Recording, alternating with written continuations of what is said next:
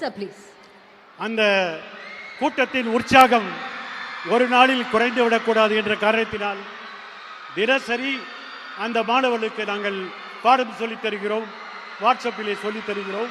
அந்த மாணவர்கள் நானும் முதல்வர் ஆவேன் என்ற நம்பிக்கையுடன் இன்றைக்கு படித்து வருகிறார்கள் என்பதற்கு நம்முடைய முதலமைச்சரை எவ்வளவு பாராட்டினாலும் தகும் என்று சொல்லி அவளுக்கு வாழ்த்து வருகிறேன்.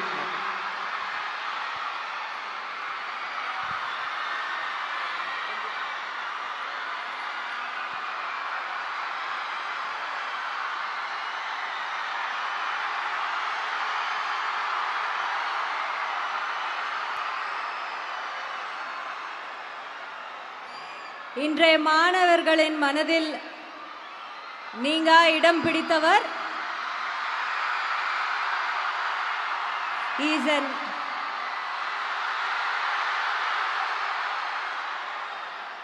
is an inspiration and நாளைய சமுதாயத்தின் நம்பிக்கை திரு சிவகார்த்திகேயன் அவர்களை வருக வருக என வரவேற்கிறோம்.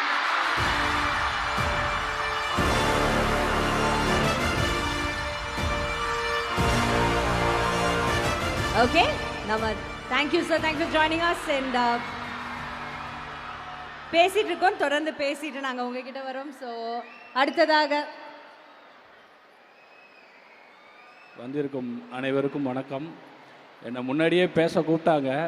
நான் கொஞ்சம் கூச்சப்பட்டுட்டு இல்லை என்னை எடுத்துருங்க, நான் வரல, இங்கே எல்லாம் அறிவார்ந்தவங்களாக இருக்காங்க, பட்டிமன்ற பேச்சாளர்லேருந்து சமூக சிந்தனையாளர் எல்லோரும் இருக்காங்க, அவங்க முடி நான் என்ன பேசுறதுன்னு பயந்துட்டேன்.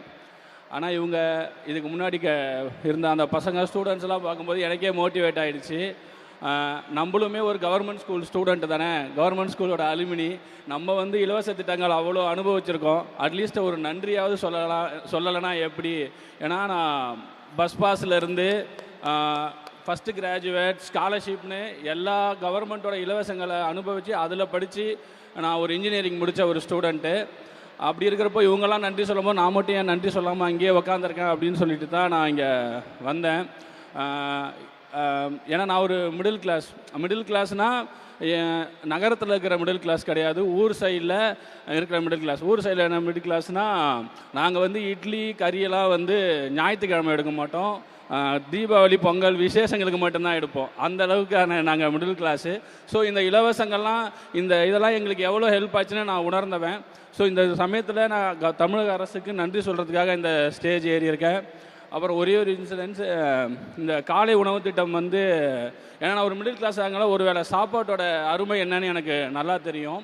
இந்த காலை உணவு திட்டத்தை பற்றி அது எப்படி வந்துச்சுன்னு ஒரு நாள் நான் முதலமைச்சர் மூலிமா கேள்விப்பட்டேன்.